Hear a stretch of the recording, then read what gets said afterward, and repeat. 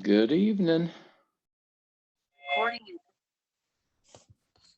Hello, Professor Jeff. Hey, Draga, how you doing? Good to see you. Working hard on my essay. Oh, good. Excellent. Yeah, I saw your message. Hi, good evening, Professor. Hi there. How you doing, Zebby? Good, teacher. Hey, everybody. I see Vincent's here. Gus is here. Hey, Asha. Hi, Professor. How are you? I'm doing pretty good. I got to look at Good. Asha's essay too. Yeah, thank you. It was good. Hi there. Who's here? Who did I hear? Mursal. Hi. Henry's here. Fauzia's here. How you guys coming in? I hope you are all doing well. Professor Jeff, Mm-hmm. while you still didn't start, I think Hello, I good see evening, that Professor. Good evening to everyone. Hey, Henry. Go ahead, Draga. I heard you. I think it would be very helpful if we would analyze one story, maybe quickly, just to ask us what is the theme, what are keywords, what is district. Okay, this descriptive we did last time, but I have a problem a bit with the theme. Keywords I know, but maybe it's not completely clear to me. I listened a Zoom recording from last week, and it's helpful, but maybe it would be good just to ask us and see if we really got it. Thank you very much. Oh yeah, just idea. No, yeah, we'll get more practice the next 2 weeks, and sort of Draga's anticipating. One thing I want to do is sort of see how are you guys feeling? What do you need? Because I have a lot of different options for tonight, but so I appreciate it, Draga. Who else is here? Sadaf says hi in the chat. Hey, Sadaf. And Asha says hi too. Marzia's here. Hi there. Gandhi's here. Hello, Professor. I'm trying to connect with my computer, but don't work. Gotcha. I can hear you at least. Okay. Quinn is here. Quinn's coming in. I'll start to share my screen. Yeah, so I'll sort of tell you what we have planned, and then just like Draga was saying, we have lots of options for tonight. I want to see how you're all feeling and what can be the most helpful for you. So maybe if it's theme, that's cool too. Well, like usual, we'll give it a moment here. Let me make sure I've got everything ready. Great. Perfect. Got it. Cool. Who else did I see? Parisa came in, and Mursal, or if I already said hi, forgive me.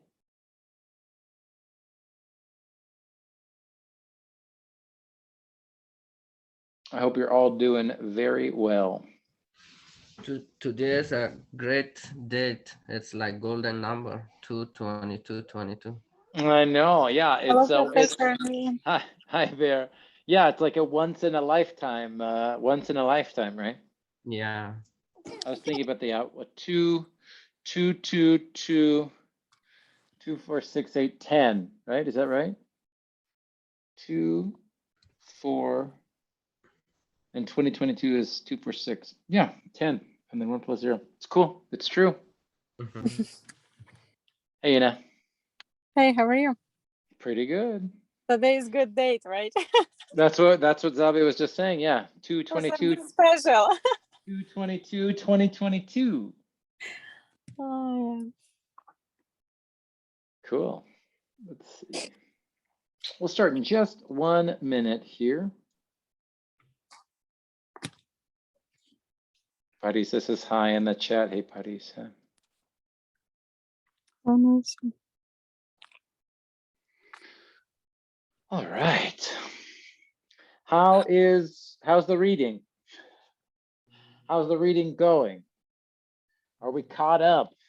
Are we behind? Did we read something? I hope you guys read something this week. Do not get too far behind. Every story you read is an example for the essay that I'm going to introduce tonight. So how are you guys doing? Are you enjoying the book? Just sort of general thoughts and feelings right here?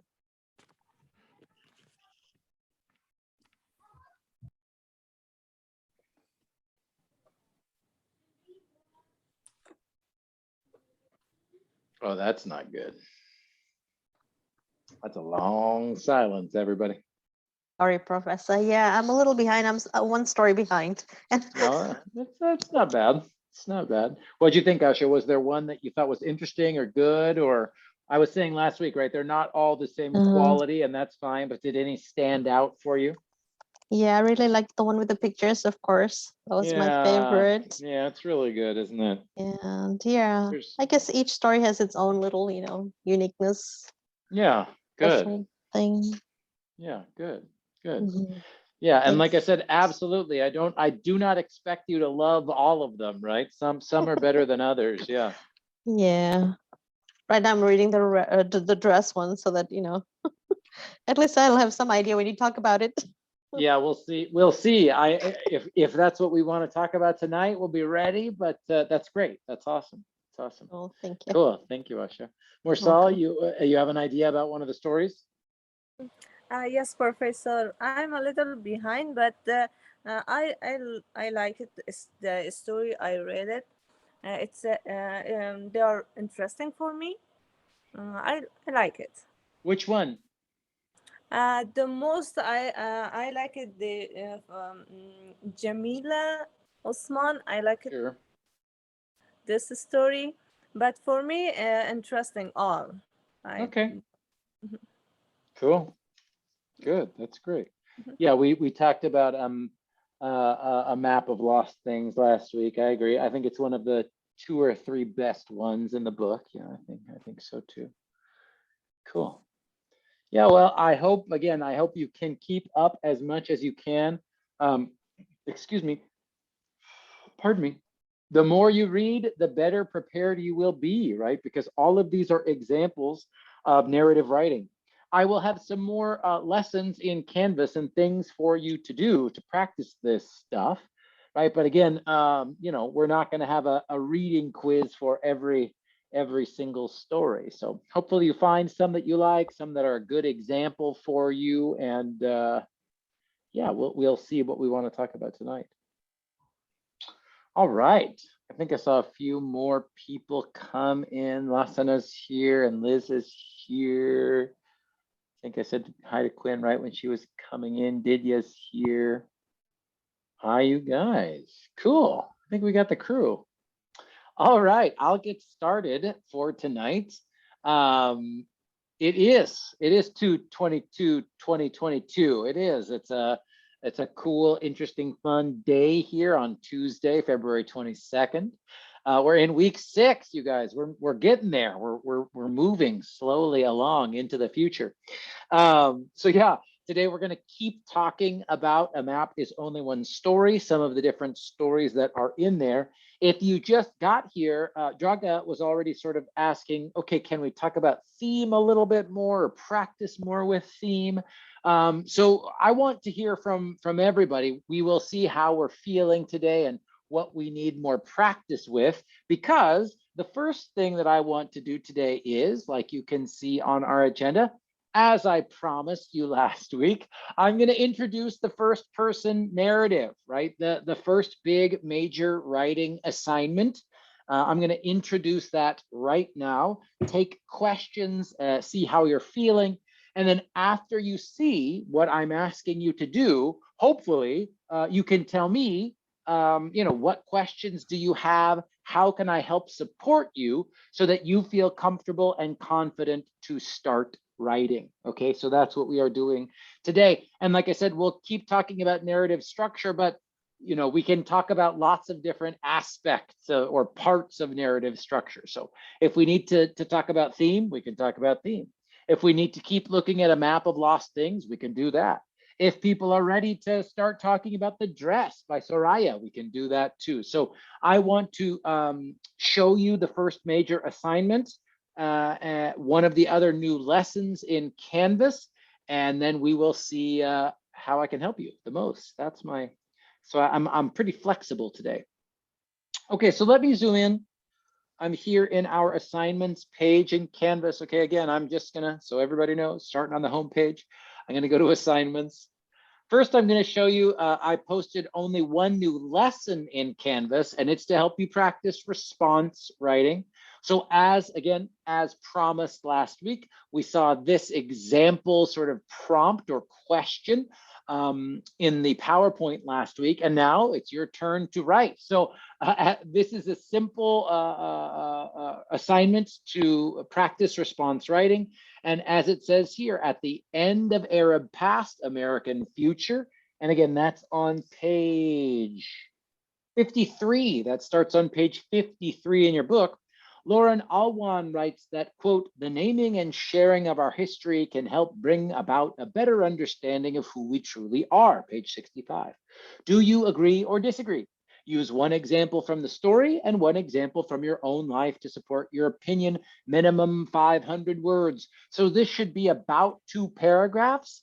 I'm not going to spend too much time talking about this because we talked about this last week, right? We did a sort of analyzing the different parts of this question. So if you look at this and you don't know where to start, go back, right? Watch the recording from last week's Zoom where we talked about it in much more detail, okay?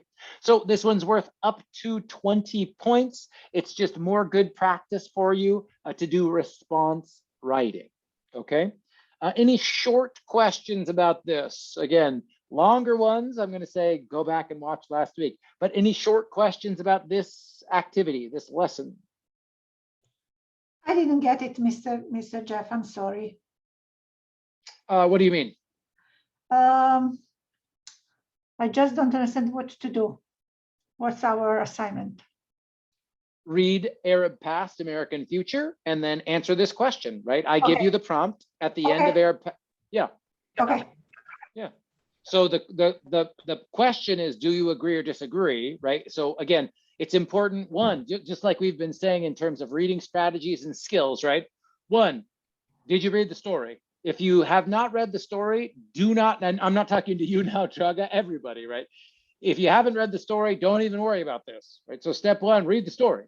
Step two, at the end of the story, the author gives this statement, right? The naming and sharing of our history can help bring about a better understanding of who we truly are. So then I'm asking you, do you agree or disagree? So, you know, use the response structure that we've been talking about for 5 weeks, well, 4 weeks. And then I give you one more instruction. Use one example from the story and one example from your own life to support your own opinion. And like I said, I think I talked about this example for about 10 minutes last week too. So if you have questions, deeper questions, you can go back or watch, or if you're all really lost, I guess we can spend more time talking about this. Mursal, I see your hand. Sorry, Professor, it was a mistake. Oh, same hand. Anybody else? Question? So, Professor. Yep. Is it an AC or is that discussion? It's a response. It's neither. It's a response. Yeah. Yeah. It's like reaction, right? Yeah. I mean, I don't want to disagree with you, Ina, but because I've talked about response for the last 4 weeks, I'm just going to say it's a response. Like, yeah, it's not really response, but it's like your reaction, what you think about this. Like, yeah, I mean, like in this case, I'm, the specific type of response writing here is about your opinion, right? And again, if you remember 3 weeks ago, we talked about there's 2 different ways to do response writing. One is just agree or disagree. Another type of response is, oh, this was an effective argument or an ineffective argument. This was a good essay or a bad essay, where you kind of give your opinion about the quality of the story or the quality of the article. We're not doing that for this first time to practice truly response writing, right? I'm just asking your opinion, but the opinion is very, very much connected to this idea from the story, right? So yeah. Henry, little yellow hand. Yes, thank you. So in case if we are disagree, so how we can find an example from the story? I mean, I guess what you would, and I think you could do that in a lot of different ways. My first thought is that you find an example that she gives in the story, and then you sort of say, well, this is a bad example, or this is not, this does not prove her idea, right? Or, have you read the story yet, Henry? Can I ask? Yes. Yeah. So, I mean, not everybody in the story agrees with this, right? Like so many of the stories, Drago was talking about theme, or mentioning theme at the beginning of class. So many people in these stories, in these narratives, not everybody is like, hey, if you move to a new place, you need to hold on to the past, keep the same culture, keep the same traditions. There are characters in all of these stories who do the opposite, right? They say, nope, you need to become American. You need to become as American as possible, leave the past behind, forget everything. So Henry, maybe you say, this character in the story shows that sometimes forgetting the past is a good way to be successful, or there's lots of different examples in these stories. So I would say if you disagree, you would probably want to talk about one of those other characters in the story, or another moment in the story, instead of talking about Lauren Alwan, the writer, instead of sort of talking about her thesis, right? Her theme. Does that make some sense, Henry? Yeah, in some ways, yeah. Thank you. Perfect. I think I saw Morsal's hand first, and I see Parisa's hand too. Yes, please, Morsal. Yes, Professor. I have a question about the structure of writing response. We should always write respond or start the writing with sorry, Professor, the last name of the person. We should always start with that. In this class, because you have never practiced before, yes. When you get more comfortable and you're taking a psychology class, you can try different sort of different style. But for right now, this is the first big response. So yeah, if it's your first time ever doing this, yeah, I mean, use the structure that I taught you. Okay, and then we started I agree or disagree because this reason. You got it. You got it. I did not put those slides in today because we talked about it so much. So again, Yeah. I'm pleased no more. So I'm not saying this to you. I'm just saying, if you're like, wait, what did Jeff teach us? It's all in the Zoom, right? It's all in the recording for you. It's all there for you. Yes, Professor, I understand, but I wanted to make sure. Yeah, better. please. No, I appreciate it. I appreciate it. I'm just, not you, Marcel. If another student is going, oh, what was that? I don't remember. It's there for you in the PowerPoints and in the Zoom recordings. Okay, thank you, Professor. Of course. I think, did I see Parisa's hand or anybody else questions about this lesson 12? Yes, it was the same question as Marcel, but my question is that this response should be the same we did in the first response in discussion, the same structure, yes? Is it the same structure? Yeah, I mean, I've only taught one structure, right? Yes. I've only taught one structure this semester. So yeah. Okay, thank you. Yep. Professor, I have a question. Oh, yes, please. Should we quote what we talk about? What we You don't have, you don't have to. You don't have to, because we have not talked. I've shown you examples, right, Draga? So if you want to just practice this style, you can.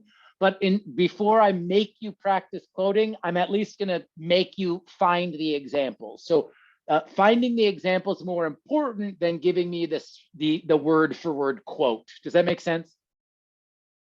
Can you explain it a little bit? Sorry. I mean, how can I say this? You have to give me an example, but maybe you will just summarize or tell me the example in your own words instead of giving me the quote. Do you know what I'm saying? Yeah. Also, I had a problem writing my essay, and it will help me also about this. So when we have to write the name of author in italic, how about the name of the book or authors? No, and actually the author's last name should not be in italics. And this I just copy and pasted from the PowerPoint, and it did not. So that it should look like this. The title of the story is in italics, the author's last name, here, and if I were using MLA format for this prompt or this question, I would only use the last name. So again, the title is italicized, it leans, right? I think I showed you that in Microsoft Word, where to find it. And the author's last name is just unchanged, right? So one is in italic, the other one is not. Yep, title Okay. in italic. Okay, so if I, is it the same wherever you mentioned the author and his, like, let's say, creation, always like that? Yes. So one is Yep. in italic, the other one is not. That's right. That's right. And That's there is no MLA. rule. That's right. There Yeah. is no rule which one italic, the other one not. Oh, the rule is a title. That title is any title of a book, a movie, a poem, anything, right? That is in italics. The author's last name, just regular, nothing. That's the rule. That's the rule. Okay, how about Leonardo da Vinci, Mona Lisa? Good question. Mona Lisa, italics. Leonardo da Vinci, no italics. Okay, thank you. Yeah, good example. Good example from Draga. Yes, I saw Fauzia's hand. Yeah, Fauzia.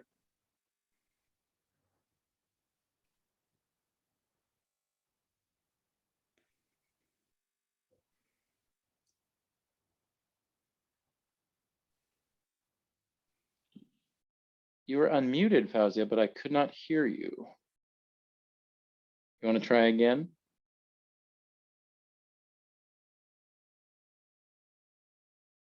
Mursal, Fauzia, if it's a technology problem, keep trying. Oh, I see, Fauzia. Okay, you can type in the chat if that's okay, Fauzia, or if your computer's fixed, I'll listen. But Mursal, Henry, is it the same questions or different questions? It is different. Okay, I'm ready. Yeah, thank you. So I just want to know how it's not too boring to see every time the same sentence in theory responses, like I agree or disagree with because, or we can make you a little bit happy to find out how we can restructure this sentence, like as I tried to do in my last work, but Yeah. it wasn't very successful, as you see. Yeah, but I'm still in searching process, about that. Yeah, if you're comfortable and you want to try something, that's totally fine, Henry. Again, yeah, so if you're comfortable and you kind of know that you are trying something different, that's great. But again, for so many students, this will be the first time learning this sort of structure, this type of writing, this genre. So that's why I give you the kind of, simple formula. But if you understand the simple formula and you want to play a little bit, absolutely, Henry, that's fine with me. Thank you. Of course. Fausia, you want to try again?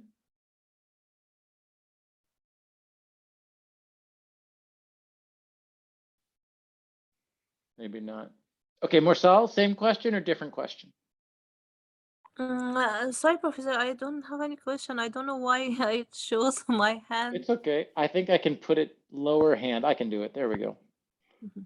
And Fausia, you can try again or type it in the chat. I'm sorry. All right.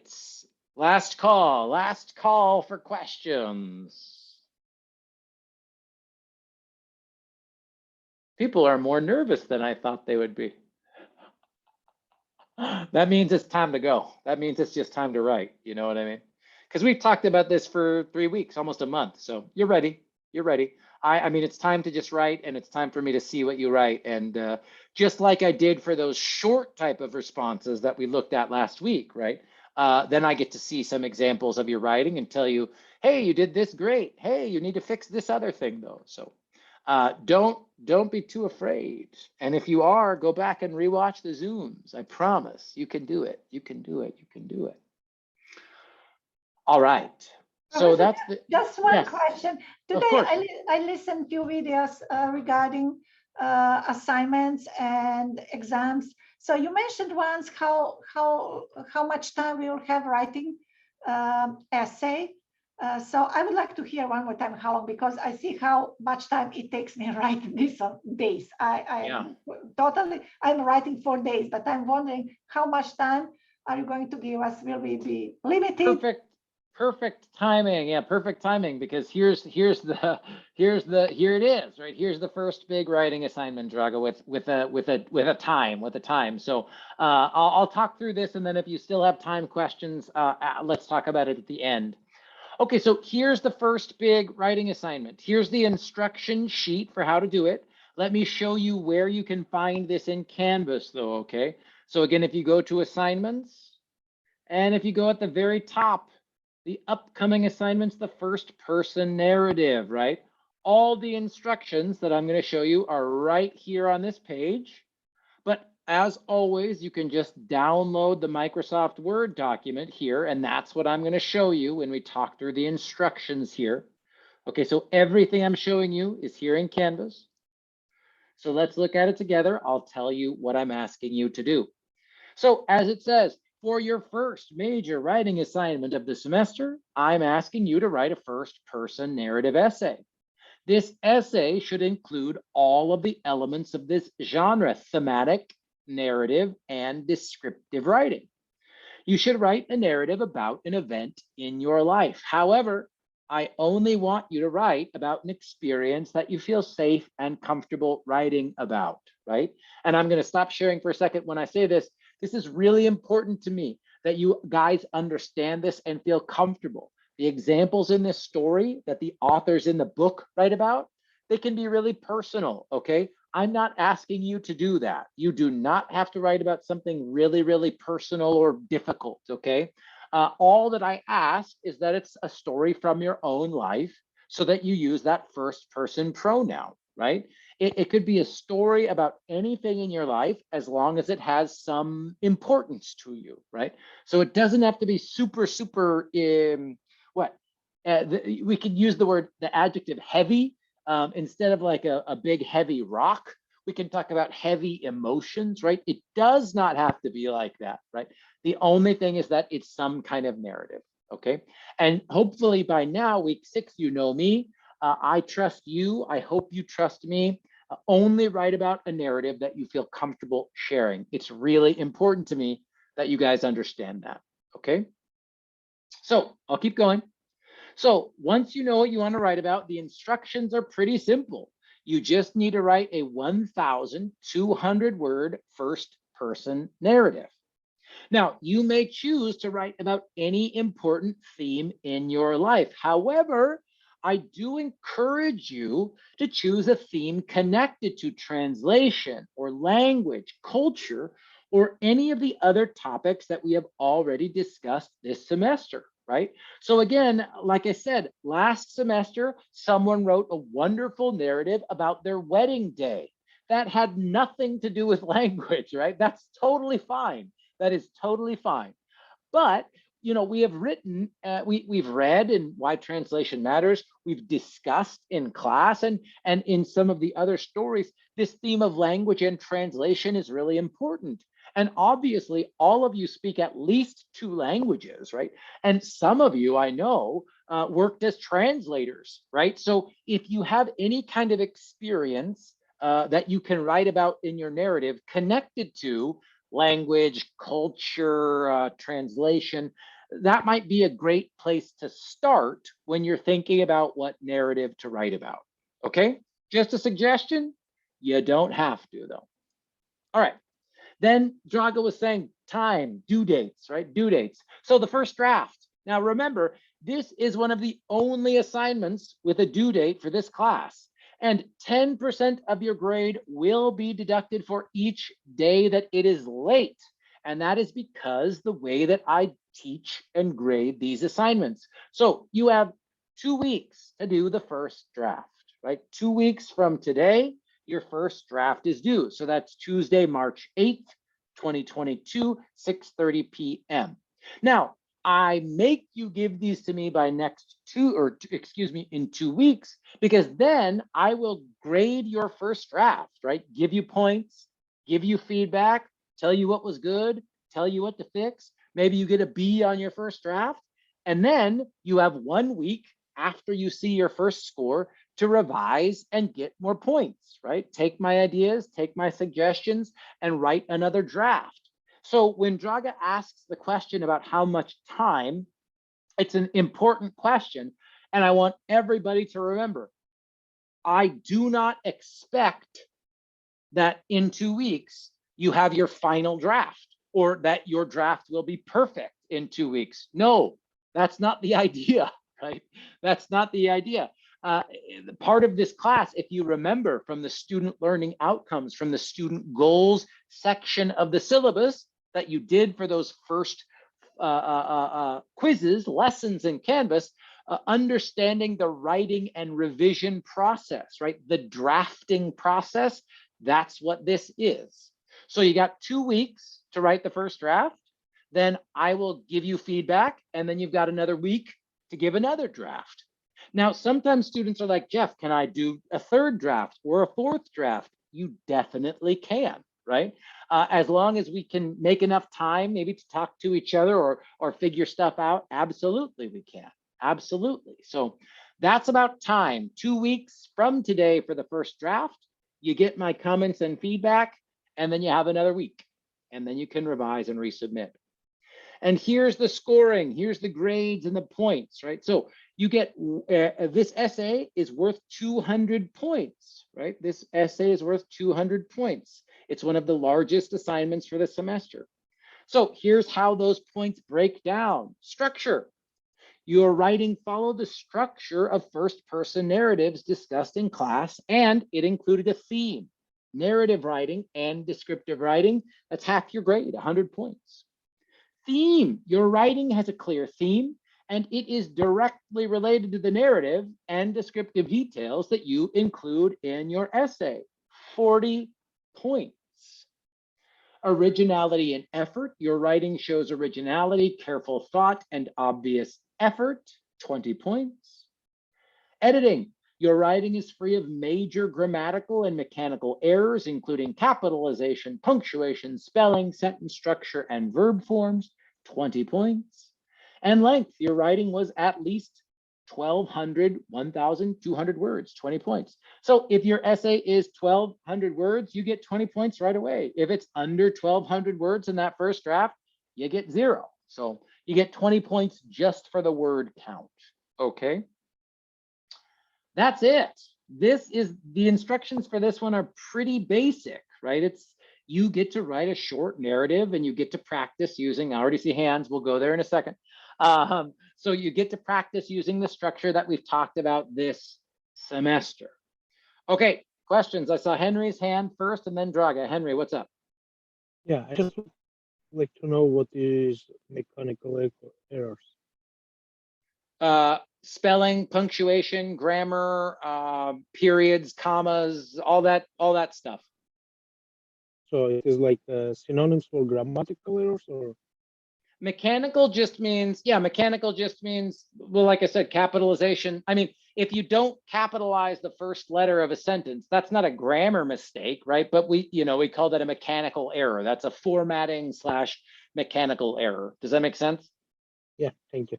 Yeah, or indenting, right? Like some students, even in 325, still won't indent new paragraphs, or yeah. So those are examples of sort of formatting mechanical errors. Yeah. Yeah. I got it. Thank you. Yes. Draga, what's up?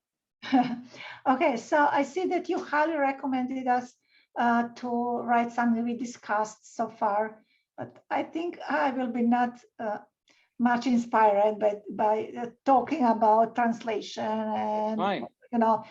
Is that okay if I write something else from my life? Yep. Okay, thank you.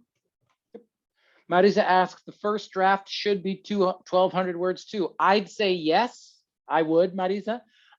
If you send me the first draft and it's under 1,200 points, then your first score, you will get 0 points for that section on the rubric. So it's up to you, Marisa, really. If you submit 800 words, but you will revise and resubmit, okay. But I think it's best to have at least 1,200 words in the first draft. And I will say 1,200 words for honestly, you guys, once you know the event you want to write about, 1,200 words is nothing. I mean, like for people who are married, if you start to tell the story of your wedding day, it could be 5 pages long, right? So the real challenge usually is not, oh, I don't know how to write 1,200 words. It's, oh, how can I tell this story in such a short amount of time, right? I see in the questions, Parisa says, how many paragraphs? I don't know. But remember, this is not like a 5-paragraph essay. That's not what this is. That's not what this is at all, right? As we can see, a student emailed me this weekend and we talked about the structure. There's what? 20, there's more than 20 different stories in this book, right? All of them are different lengths, different structure, a different, paragraph numbers. So there's no one, this is not a math equation type of essay, right? This is not a math equation type of essay. This is, how many paragraphs you need to tell the story, Henry says, are spaces between words counted to the word number? No, they're not. If you count the number of characters, then your spaces show up. But words just refers to, here I select this, and then down in my word, it says there's 265 words in green there, so no. And if you're already, if people are thinking about, I don't know what to do or how to do it, we'll look at some example essays, student example essays from the last few semesters. And if people are really scared, we could look at examples tonight. We could talk about examples from the book tonight. So I want to see how we're feeling about sort of how I can make you feel prepared. But first, I want to make sure you understand what I'm asking you to do. Let me make sure I share again. So what other questions about the instructions, about how to do this? Other questions? Or let me check the chat and say too. Professor, I'm not quite sure about paragraph. Could we make a mistake? No. Somehow, if we start a new paragraph, when I feel that it is something, it brings some new information, I would start a new paragraph. Is that okay? I don't know much about that. If you can tell, if not, it's okay. I mean, where to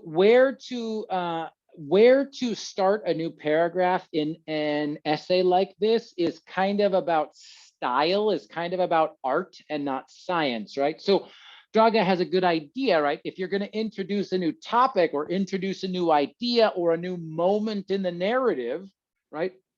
Pardon me, that might be a good time to start a new paragraph.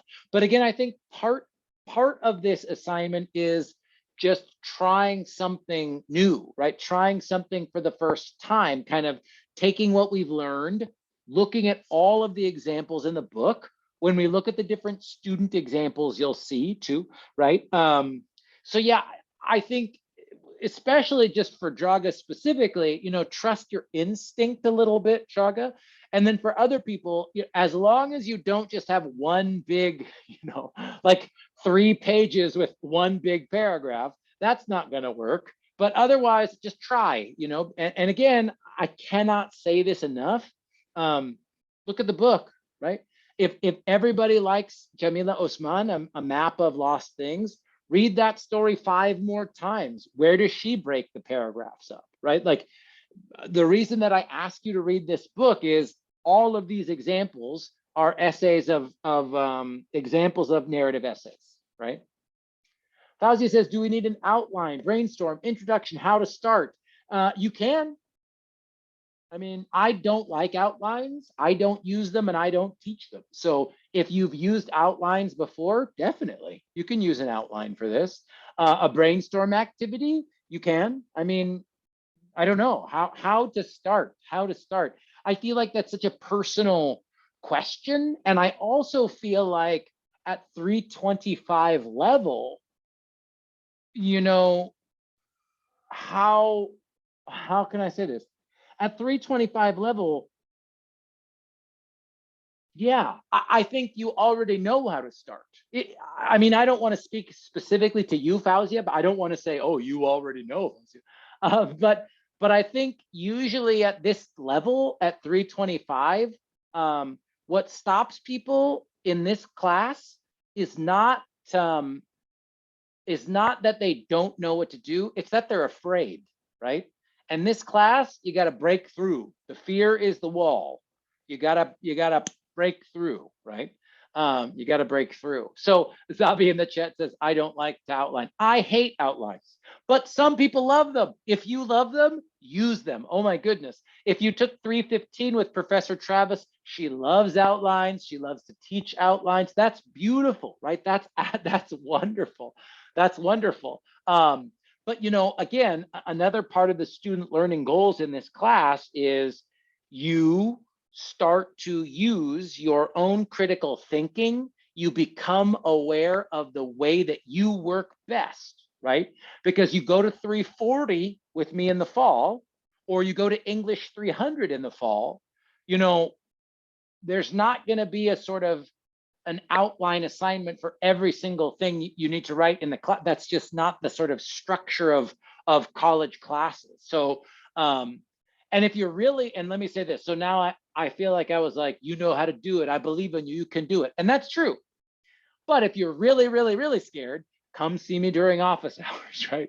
If you're like, Jeff, I don't have any clue. Okay, I can help you one-on-one, but I'm not going to make you give me an outline. I think it's a waste of time. Like Drago was saying, I mean, unless you know you need an outline, then it's not a waste of time. But time is very valuable. I think sometimes the best thing to do is just start, you know. There's other people asking in the chat about sort of making a plan for yourself, an outline, a brainstorm. Again, all that stuff is great. All that stuff is great. But I think, you know, if you're in this class, you probably want to go to university in the United States, right? If you're taking 16 units in the United States, let's just say at Sac State, if you're taking 16 units and you're reading, again, I know that students were saying, okay, 70 pages a week. Well, now you have 4 classes, right?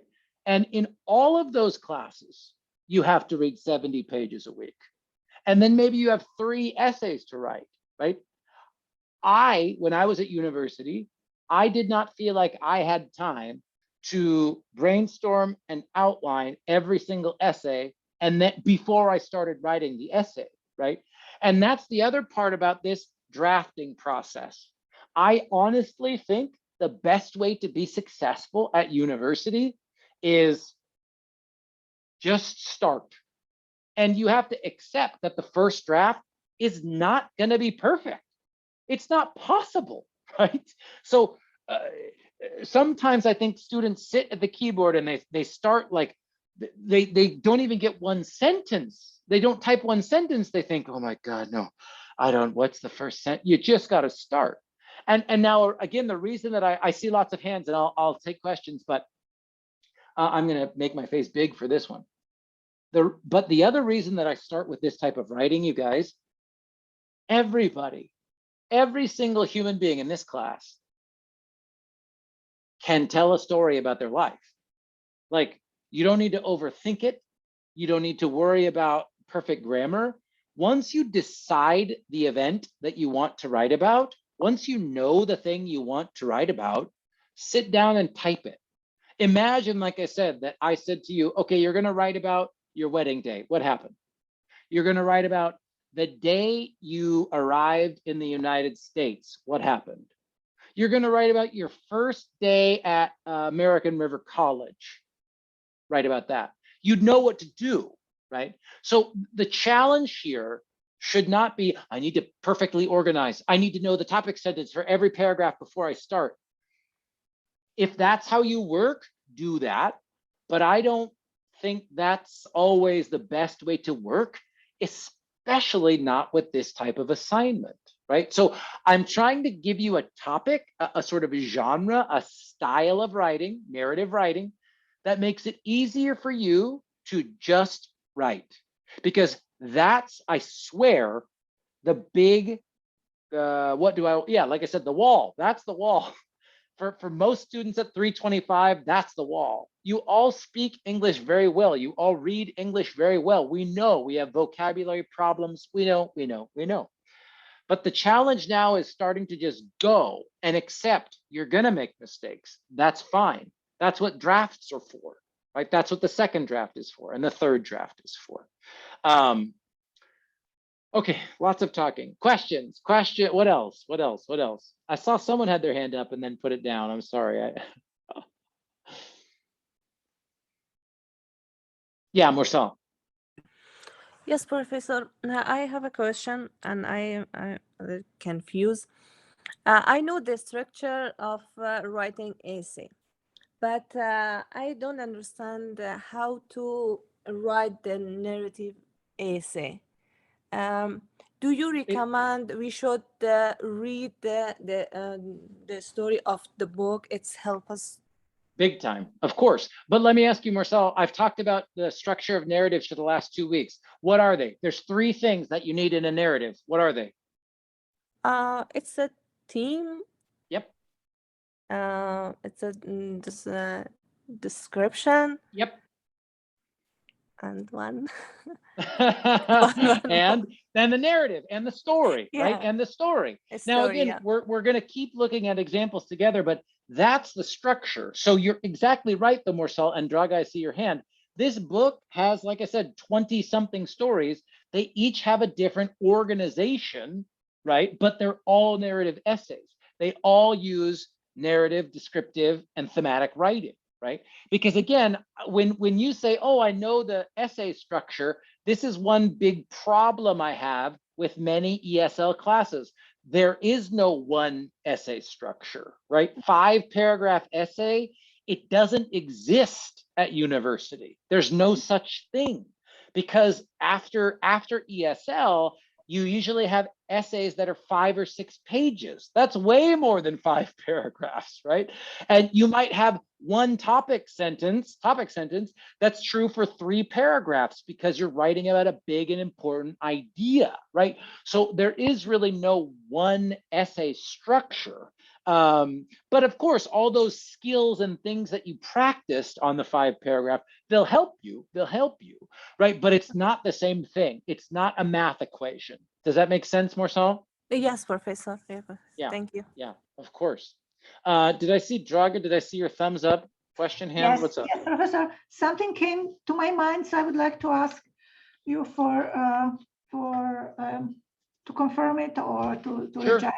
Okay, so in music is something how to say used, very useful. Like you have a form of sonata, let's say sonata first movement, and then you have a main theme in the beginning. Let's say it is A, and Yep. then there is something else which is B. Let's say B, and Yep. then you again bring back idea A. So A, B, A so far, and then C, something new.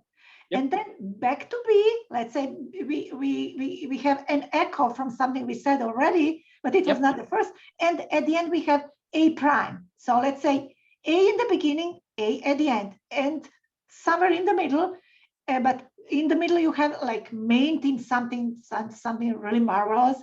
And then you have also B close to A. So if you understand, like a picture in the mirror with details. Do you understand what I mean? Yeah, I do. Yeah, I Do you do. recommend us? Do you recommend us like make a plan, something like that, just to have a structure which you can follow and see that Yeah. you write it like thinking about those details? Yes, I think that what Draga is suggesting, just for other people listening, that might be complicated or complex for some of you, but Draga has a good, I like the way Draga is thinking, because she's sort of imagining, okay, I know I want to talk about this idea. How should I do that? Where should I put it in the essay? And remember, like I said, I'm gonna pull up an example here, but remember, part of the theme is going to be the hardest part for many of you guys, right? If I say again, write about your wedding day, write about your first day at in the United States, you could do that, right? Like, it was cold, it was warm, it was sunny, the plane landed, whatever it was, you can remember those details. But we need to make sure we have a theme. And now when Draga is sort of imagining weaving a theme together, like you'd have different themes, or I'm thinking of, again, my when I was at university, all these different music terms. Yeah, you can do that in a lot of different ways, Draga. Absolutely, absolutely. So if you're listening to Draga and you're like, I'm not sure what she's talking about, that's fine. But at least I like the way that she's thinking about, okay, maybe I can organize it this way, or maybe I can present the theme in this different way, right? There are a lot of different different ways to do it. So yeah, that makes sense to me. That makes sense to me. Yes, I see. Yeah, Didia. Professor, I want to ask you one, well, first of all, I want to be so sincere because the book, I have already a lot of the history that you let us read. Yeah. But for example, if I am trying to write a narrative on writing, and the first person, for example, the wedding, as you said, yeah, I know that I have to start with the beginning and the middle at the end, no? And you said that you can use the book as an example, but I don't understand a lot of this history, sorry, because for example, the history about the right to your answers village, when I read the end, say, oh my gosh, which one is the end? I didn't understand. Okay. So I don't know, for example, if I am going to write about my wedding, I say, way start, and my dress white like that, with a long, so a lot of things. Yeah. But the end is always when I get married, and that's it. Oh, I mean that the end in the part of my life that I am choosing to write about. Yes. Is it difficult to have an end, because obviously I continue living in well, the history, so I have to choose a very specific history that I can specific put beginning, middle, and end. That is something regarding with the Draga said, that you can mix both, and the paragraph with the beginning, and then put a little bit the end, and then again with the beginning. So because the team, you have to mix in all the you're right. That's it. So it's not so easy. I think the point is choose what I am talking about. That's it. You got it. Now I think you're right. Anything else? Because I got excited. I wanted to answer. Yes, please. Yes, I think you're right. I think the first big question is, what event, what narrative do I want to write about, right? Now, if you're brainstorming, you could come up with a list of 10 things. Like I said, first day at school, wedding day, first day in the United States. I talked to Ashal and Draga, and I was like, write about a trip, right? The first time you visited a city or something. You could choose that, right? That's great. We could brainstorm those things. Then the next step should be, okay, is there something important? Is there some meaningful theme that is still important to me about this day, right? And if the answer is no, then that's not a good topic for this essay, because the theme has to be the meaning, right? Now, I love Didia's example about your wedding. So the narrative, beginning, middle, and end. Imagine that the wedding narrative can end the minute that they say, do you take this man? Do you take this woman? I do. That could be the end. Or it could be, and then I remember everybody left and they turned off the lights and it was so great and the wedding was over. That could be the end of the narrative, right? We could choose to end the narrative in different places. But no matter where you choose to end the narrative, we have to understand what the deeper meaning is, right? Does that make sense? I learned something about myself that day. I realized that whatever it is, but you've got to make sure, and ideally, in a perfect world, the narrative, where you end the narrative, we understand how it's connected to the theme, right? And we can do this, like you said, in a lot of different ways. In this book, you're right. In the ancestral village one, some of these stories, you can feel like what was the narrative? I didn't know what the narrative is. Sometimes they're just writing about their feelings, and that's fine too. And then sometimes it's just a narrative, and you're like, okay, that was a cool story, but I'm not sure about the theme. And that's why you see this type of writing is not, it's hard. And again, I don't expect anybody to be perfect, right? But what I do expect is for you to push through that feeling of like, it's so hard, I can't even try. You can. And then because this is the assignment, like the question, like I think Marcel's question about essay structure. You need to understand, everybody, not you, just you, Didier. Everybody needs to understand that in college, writing an essay does not, from now on, does not mean 5-paragraph essay. Does not mean introduction, topic 1, topic 2, topic 3, conclusion. No more, right? And I think again, the reason that I choose this essay to start with is because you don't need to research a book. It's the topic is your own life, right? What's hard is finding a thesis statement, right? A theme, a deeper meaning for the story. That's the big challenge. That's the big challenge. That's absolutely the big challenge. I love how Didier said, did I respond to what you were talking about, Didier? Yes, thank you. Okay, yeah, yeah. What else? And then I want to keep taking questions, and then I have an idea. I think I want to know what I want to show you guys tonight. Zabi is saying some event is secret. Absolutely. Like I said, Zabi, you do not need to write about anything that is too personal or too secret. It does not have to be anything secret. I mean, to keep it very simple, no, does not have to be anything big, big, big. I see, whose hand is this? Draga, your hand's up again, I think, Yeah, and Marcel yeah, too. I Draga think and then Marcel. Yeah, I think this would be a good idea regarding Didier's story about her wedding day. I think this could explain what I meant when I said A, B, A, C, A, B, A. So in the beginning, at the end, you have the same thing. Let's say, just I would like to explain what was in my mind, and I think it might be helpful to others to understand, and maybe you'll tell it's good or it's not good. Okay, so let's say in the beginning, she's dressing up her wedding dress, beautiful white, and I go from the beginning to the end. Okay, so in the beginning, she dresses up. At the end, what? A prime. What is at the end? If it's in the beginning, she's dressing up. What's at the end? I'm sorry. She's taking off her dress, right? I see. I can tell Draga's so excited.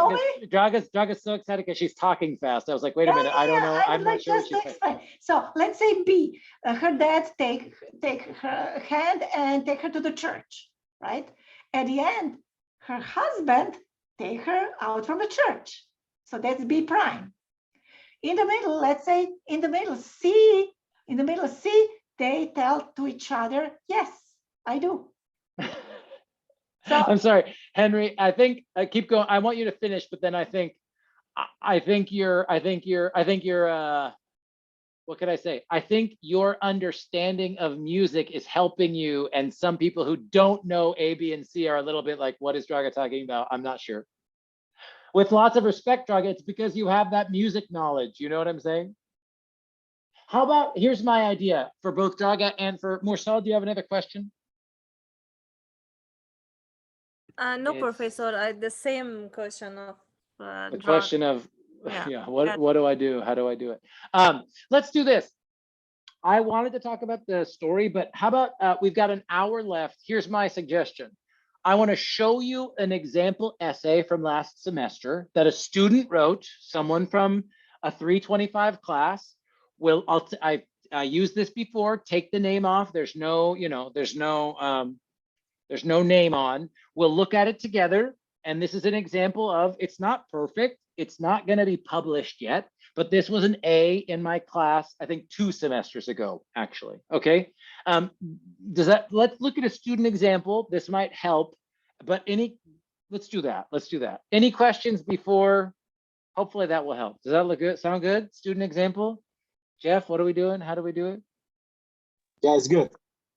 People get so nervous, you guys. Okay. Draga, when you, in my opinion, if somebody got married and wanted to write about his or her wedding party or how they got married, they can say about their kids and also their current happy life. Great. I think that's Sadaf is sort of giving her suggestion too. I think that's one reason that Draga, people were not sure about Draga's ideas, because when you say wedding, this is good, by the way, when you say wedding, everybody's going to have their own thought or personal opinion and experience, you know, and it's so personal and different. So instead of just saying wedding dress, white dress, beautiful long veil, my dad was there, whatever, right? We know what happens at a wedding, right? What we don't know is what happened at your wedding. And we don't know what happened at your wedding and what it means for you today, right? That's the magic. That's the magic of this type of essay. So let's look at it. Let's look at an example. Let's look at an example. Okay. I'm just going to read through the whole thing and then we'll talk about it. So if you have questions, write it down or take a note or something. We can look back at different sections. But again, this was last semester. Student name, my name, the class, all that good stuff. Here's the student's title. Immigration and the challenges ahead. Winter is a symbol of darkness and coldness for me, which reminds me of my sad moments. The short, cold days of winter bother my soul and remind me of the short period of human life. But it is the human being's destiny, and we should accept this. Even though the winter is a sacrificing time for the coming spring and refreshing nature, I don't like it. I wouldn't like to live in the cold, dark days of winter, not because of the beauties of nature, but the bad memories of my life from childhood until now, from my mother's death to the bitterness of my immigration. My move date happened in the winter. It was the most tedious and stressful day in my life, which brought big changes with many challenging moments for me. On a gloomy, cold evening on the 8th of November, 2017, we arrived at one of the largest and busiest airports in the United States, Hartsfield-Jackson Atlanta International Airport. The weather was moving towards the border of darkness and nostalgia. I felt scared, accompanied by tiredness. It seemed I was left alone in a strange land. Everything looked odd, and I had an unacceptable feeling. People walked quickly, and they were rushing to their destination. Some of them were happy and some sad. Despite all the crowds, I felt like a lost bird. The terminal was the size of my hometown where I was born. My two kids and I walked fast. We didn't know where the exit was and how we could access my baggage, so I walked as quickly as possible. There was a man who wore a blue shirt with a brown hat. He was sitting in a chair and looked deeply at his cell phone. He caught my eye. I stood closer to him and asked slowly, "Excuse me, do you know where is the baggage area?" When he saw me, the man smiled and said, "I don't know," then said something calmly. I didn't understand his mumbles and thought to myself, maybe he did not understand what I was saying because of my poor English, or perhaps I had a hijab on my head. While I was thinking, I heard my son yelling and I found my way. There is an exit door to take our luggage from downstairs. The night was cold and my eyes were tired because I had a horrible day, a long trip in a stranger country. The night's darkness made me feel more homesick, my tears going down slowly on my cheek, and I was crying calmly.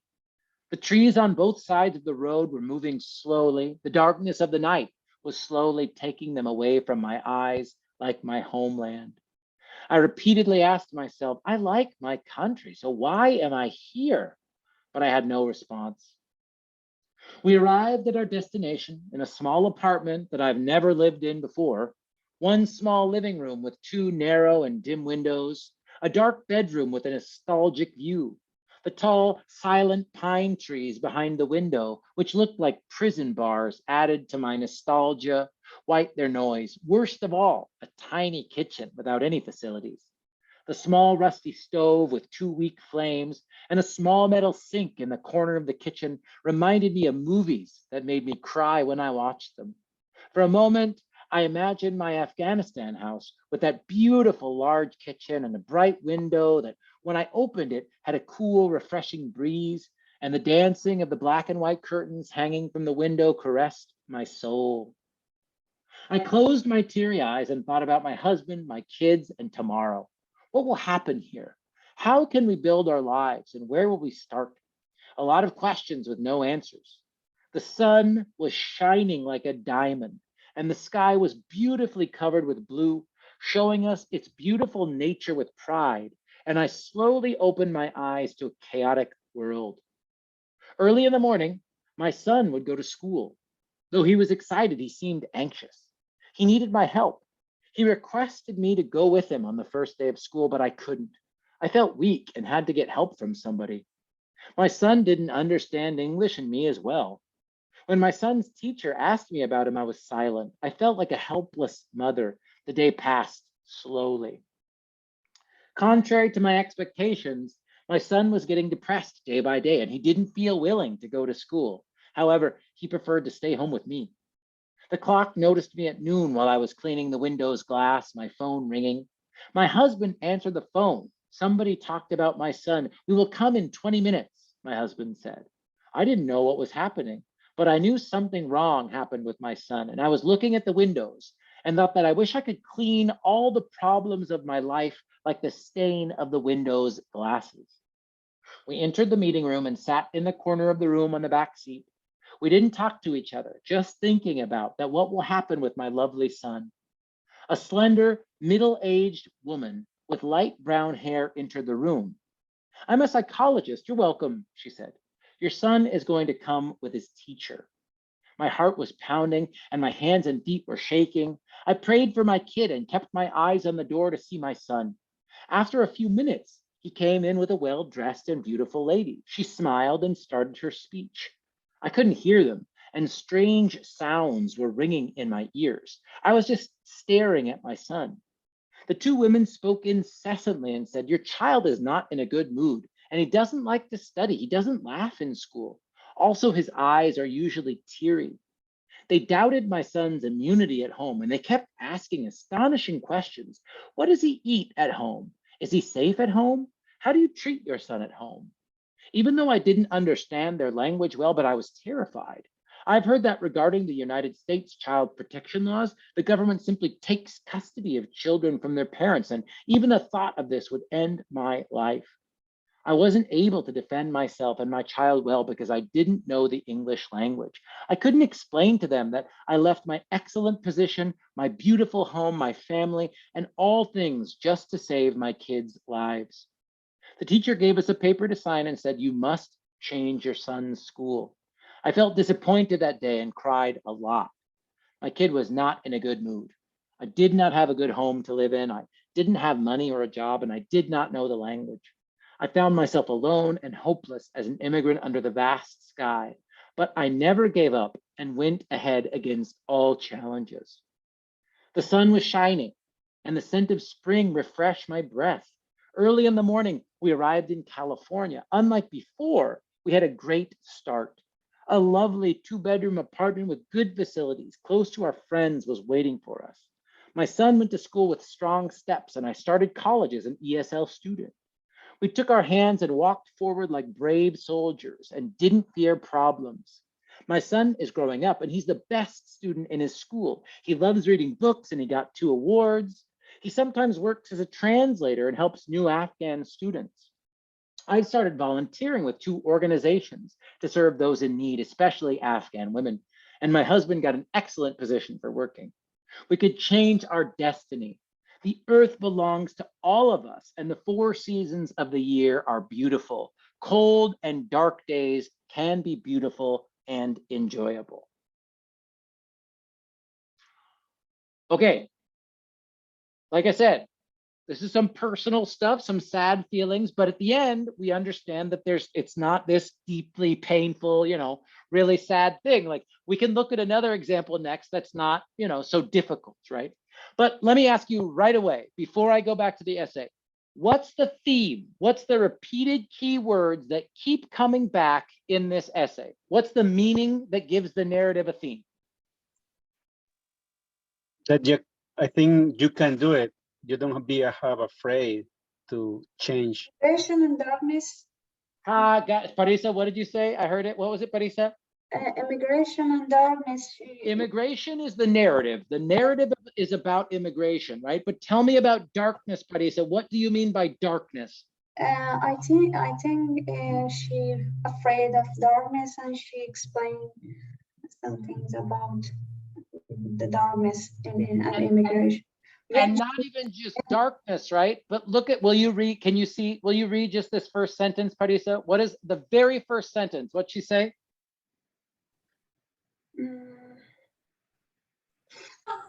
Winter is symbols darkness. Yeah, I'm sorry if I ask you to read, but yeah, the very first, I love that Parisa said darkness because again, these repeated words, just like the salmon in a map is only one story, right? At the very beginning of this essay, we get winter is a symbol of darkness and coldness. We get this whole paragraph is about seasons and darkness and wind and short days and no light, right? Darkness. And then at the end of the essay, again, the student really followed the example, we get all 4 seasons are beautiful. Cold and dark days can be beautiful and enjoyable, right? So at the very beginning, I want to be clear here. When people say this essay is about immigration, for sure, yes, it is. There's a few different narratives in here, right? Arriving at the airport, her son goes to the school, they move to California. Let's say there's 3 narratives, right? Beginning, middle, and end.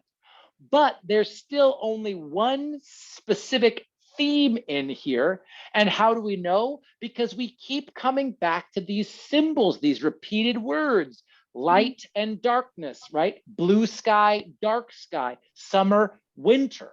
And again, at the end, this theme, and maybe this is what I think Drago was talking about with A and B and C, right? If we talk about winter and darkness are A and B themes, well, they keep getting reintroduced and connected back to during the essay. And then at the end, she sort of has this feeling of, we understand that she says, like Gus was saying, even though this sounds horrible, she was so clearly at times so sad, she can look back and say, you know what?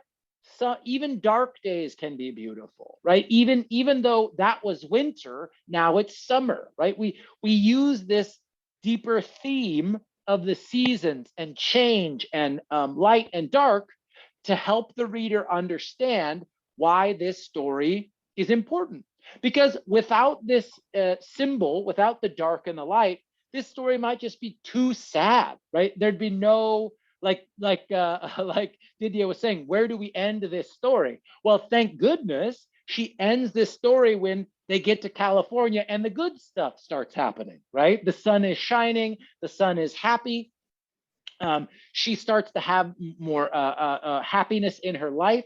So again, where you end the narrative should be connected to the theme that you want to say. And I agree when Gus says, you know, keep going, or sometimes things are hard, but if you keep going, it can get better, right? There's some of that. Marizia was saying challenges. Oh, Marizia says loneliness is, I don't think loneliness is the theme, right? Because if this were about loneliness, then it would not end with a happy narrative, right?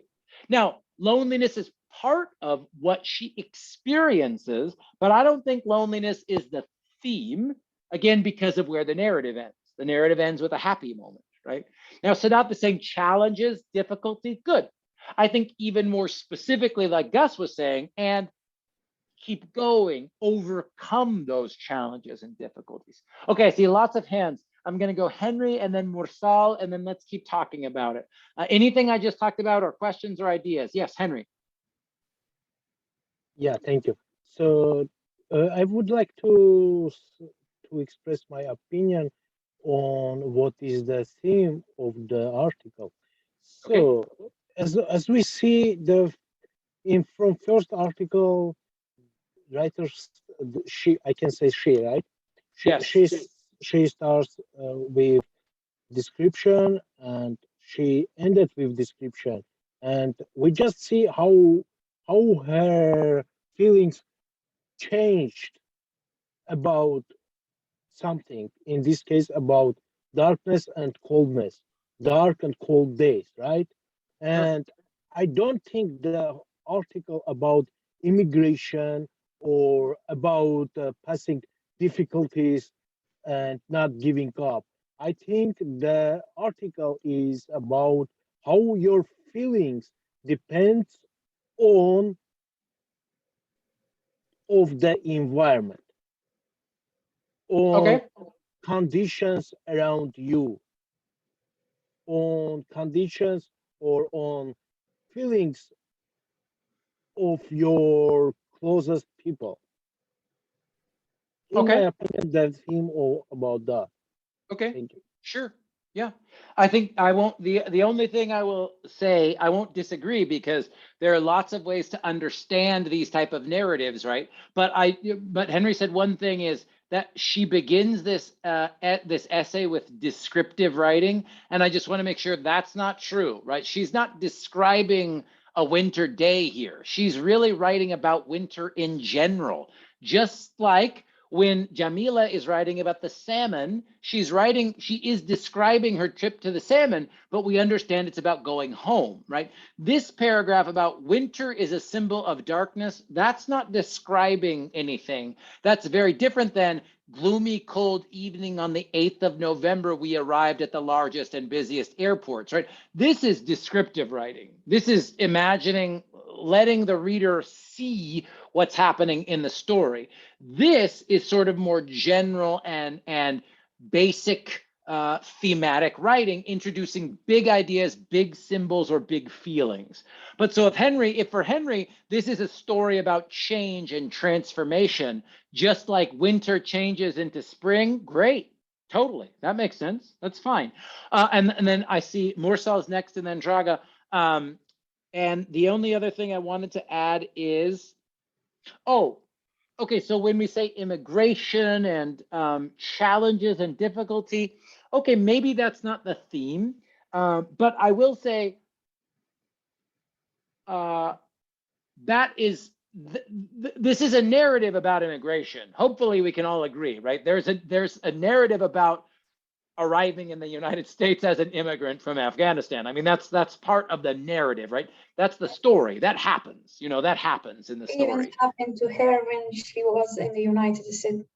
But And exactly, and that's part of the narrative, right, Parisa? And then because we get this deeper meaning about winter, now we understand what that narrative about immigration means to the author. You know what I'm saying? We understand, okay, maybe, and I want to be clear here. I'm going to stop sharing, and then it's your turn, Marcel. If you just take the topic, or if we just take, if we just imagine immigration, that's the narrative, a story about someone arriving in the United States, right? I hope, I want to be clear here, that we know that cannot be a theme, because if I just say immigration, some students might go, it was amazing, it was so easy, it was the best day of my life, my family met me at the airport. It could be, we don't know the meaning of that immigration story, right? We understand that for this student who wrote this essay, it was so scary, so painful, so difficult, right? So that theme, the deeper meaning of winter, cold, sadness, we understand what the immigration narrative means for this student, right? But again, I want to make that really clear. Choosing your topic, your narrative, that's not the same as choosing your theme. I hope that makes sense. I hope that makes sense. Okay, I promised I would let Marcel talk a minute ago or 5 minutes ago. Marcel, please tell me. Yes, Professor. I have a problem with theme. I don't understand very well. Can you please explain more about it? I've talked about it for 10 minutes, so tell me what's still hard. I need to know what. Give me something specific to respond to, Marcel. Especially, I don't know how to explain for you, Professor. I don't understand the meaning of theme, and we should. It's like we choose the topic like this, and we connected every paragraph with it, like. Maybe you do, but maybe not every paragraph, right? Winter is not in every single paragraph of this student's essay, right? Winter is not in every essay, but the theme, again, if you usually think about 5-paragraph essay, Morsal. The theme is your thesis, right? It's the main idea. Like I said, the topic or the narrative, immigration, that's just a topic. Because if you have 50 different people who write about their immigration, maybe you have 50 different feelings, right? Maybe one person loved it, it was easy. One person had an experience like this student, right? One student didn't care that much. That's the thesis, right? So to say, I am an immigrant, that's not a theme, right? But my immigration was so painful that it was like a cold winter day. Now that's a theme, right? That's a thesis. That's some deeper meaning. Now we understand what that topic, what that narrative means for the author. Does that make a little more sense, Morsel? Yes, Professor. Yes, thank you. Yeah, because again, I think it's important. I think I'll keep saying it. Topic, narrative, topic, that's what you write about, right? Theme is what it means to you, right? What it means to you. And again, thinking about some of the examples in A Map is Only One Story and the student example, or like Draga's music example, yeah, you can weave that key word, that symbol, winter, salmon, map. You can do that in the entire story. But Morsel also asked in every paragraph. Well, you don't have to do it in every paragraph, right? That might be too difficult. Or there might be a moment in your story that is not very clearly connected to your theme. That's fine. That's fine. But we have to understand, the reader has to understand what the narrative, what the topic means to you, the writer, right? That's really important. Draga's hand's been up, and then I saw Didia's hand, human hand too, but Draga had her hand up first, and then Didia, if you still want to talk, you're after Draga. Draga. Okay. I have started and finished my essay. I have not done yet. I didn't send it yet. Okay. With quotes. I'm not sure if you think it would be a good idea. I saw it so many times in reading books. Like regarding the essay you have just read, like would be that okay? Like start with this, something like this. Climate is what we expect. Weather is what we get. Mark Twain. So like with quote. Do you recommend something like that in the beginning and at the end to finish? That's fine. Yeah, that's fine. Students love to use quotes, and I think that's great, Draga. And I'll say this to Draga, to every student. You can use a quote, that's fine. Just make sure that if you choose a quote, it's very clear that it connects to your theme, right? And I think it will for you, Draga. But I always tell students, if you choose a quote, just remember, that's a big clue to the reader saying like, hey, I'm quoting this person because they really explain this deeper idea or this deeper feeling that I want you to understand in my essay. So absolutely, yes, you can do that in your essay. And again, just make sure you pick an appropriate quote. You know what I'm saying, Draga? Of course I do. Yeah, and I know you know what you're doing, but just to make sure. Yeah, I think last semester I had 5 or 6 students start with a quote. So absolutely you can do it. Absolutely. Didya, and then I see Henry in the chat, and I'm curious what he means here. But first, Didya.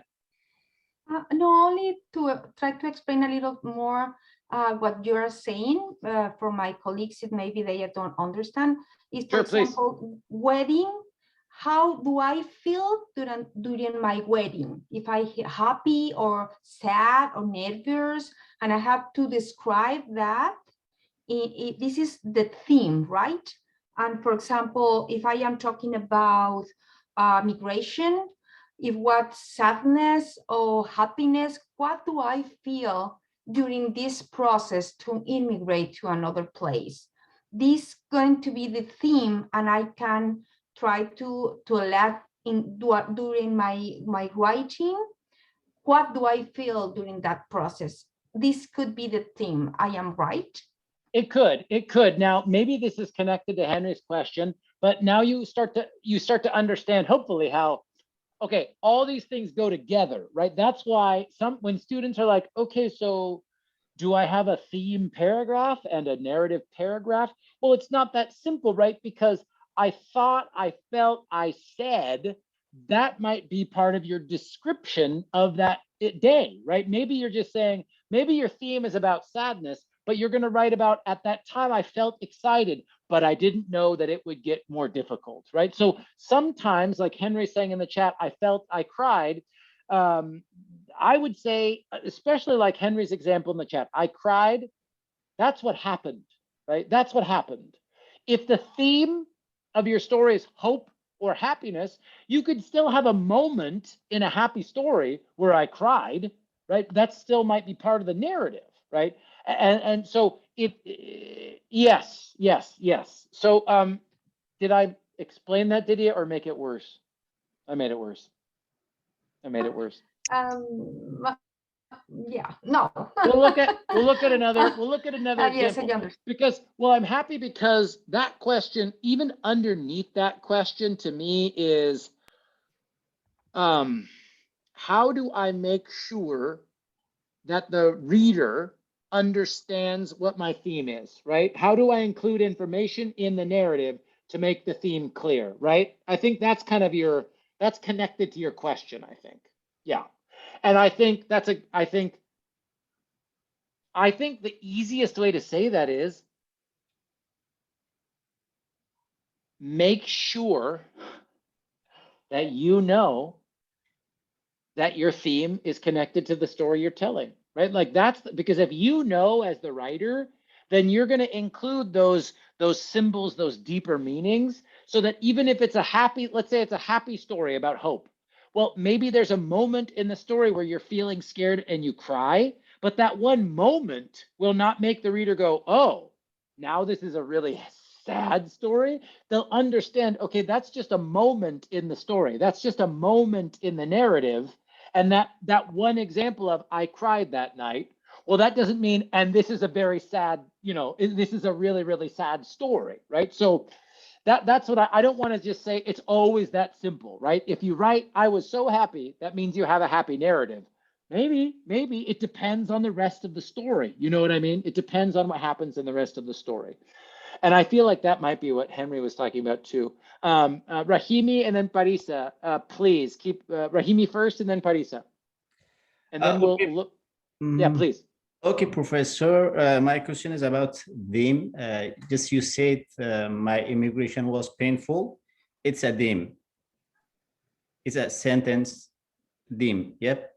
It could be. It could be. I mean, I still think that's closer to a topic because winter has nothing to do with my immigration was painful, right? Like the winter to summer metaphor is hope and change and growth and stuff. You know what I mean? Yeah, for me, it's more a description narrative because you defining your immigration. How was it and how was it going? Yeah, that's the narrative and the description, right? That's what you're saying, Rahimi? Yeah, for me, right. It's more, description, narrative of description. Right. And then, exactly. And then when we get the introduction and the conclusion paragraph, we sort of understand from the theme or the symbols what the deeper meaning is, right? I keep going back to, I don't know how many people have read the book yet, but you really, it's time to read the book if you haven't.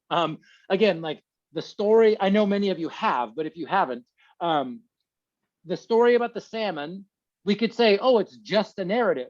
It's just about salmon come back up the river and they have babies and they die. But we understand that it's much deeper than that, right? We understand that that narrative becomes the meaning of the whole story because of what we read in the entire essay. And again, I'm not asking you to do anything as complicated as Jamila does, but I am asking you, the number one thing I'm asking you to do though is make sure you know how your narrative is connected to a deeper meaning, to a theme. That's really, really important, right? That's really important. What else? I'm pulling up different narratives now too that we can look at. What else? Questions?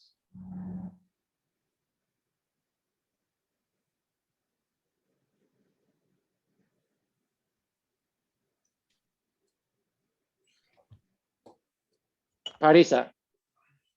Yes, Professor, just I want to express my idea and Please. I want to make sure myself. If I write about my trip, if I write about my trip and start with the happy faction and then at middle and describe describe some events and end it with a sadness faction, is it possible or no? Just we Yeah. have to keep one feeling in the story. No, yeah. I mean, I think it's almost impossible to keep only one feeling in a story, right? We're human beings, we have different feelings. Sometimes I have a different feeling every 10 minutes, it's like, oh, I'm really happy. Oh, I'm so confused. Oh, I'm so bored. Yeah, so do not be afraid to say, well, this must be a happy story, so I can never write I was scared. No, that's what I mean, right?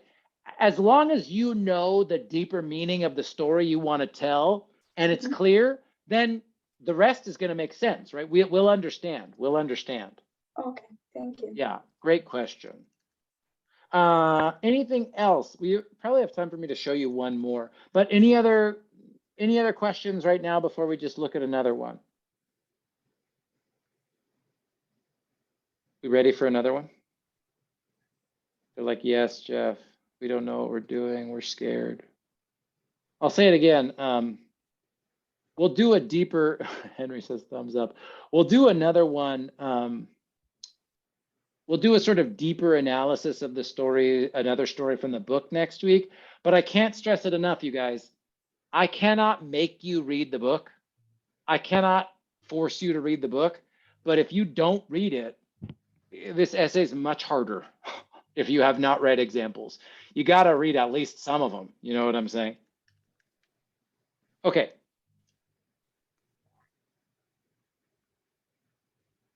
Professor, quick question. Yeah, please. I am read the book, well, no until the page that you already let us, but the thing is that I have some problems to catch the theme. Yep. And well, to maybe as I told you before, that the end sometimes say, what is the end? Yeah. So, well, it could be helpful for me if we can, as you said in the next classes, to review some of the lecture to touch more which one is, because for me it's so difficult to understand which one is the theme and it is.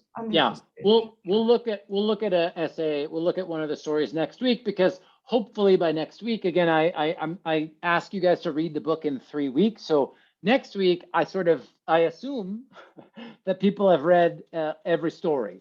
So we can look at, we'll look at examples from the book next week. But I think tonight, I just felt like people needed to see shorter, smaller student examples, So yes, I totally take your point. Didia. Okay, this one's totally different, you guys. This one's totally different. So I'm going to share my screen. Professor, I'm sorry to Manisha, interrupt. please. Before you start the next essay, I just want to share something. Yeah, please. Because as you said, the book is very helpful. Though I started like when our first week, but I did not finish it yet. I think I'm in half of it, but trust me, there's a lot of information that's going to be helpful for us to write this essay. It is very helpful.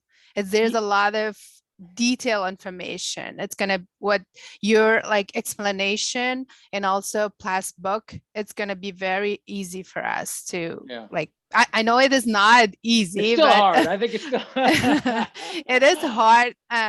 But I just want to say to my classmate, whoever not read it yet, I think it's gonna be very helpful to read the book. I think it's so too. And next week, I really want to talk about, and even if you only read 5 or 6, okay, I understand life is crazy. But again, if you've only read 1, it's going to be really hard. Next week, I will talk about the dress, or how to stop worrying when things aren't your fault. That's on page 157. So please, right?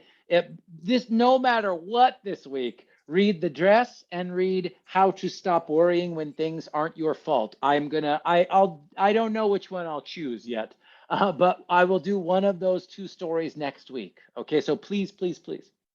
Now let's look at one more student example, and thank you, Manisha. Yes, yes, yes.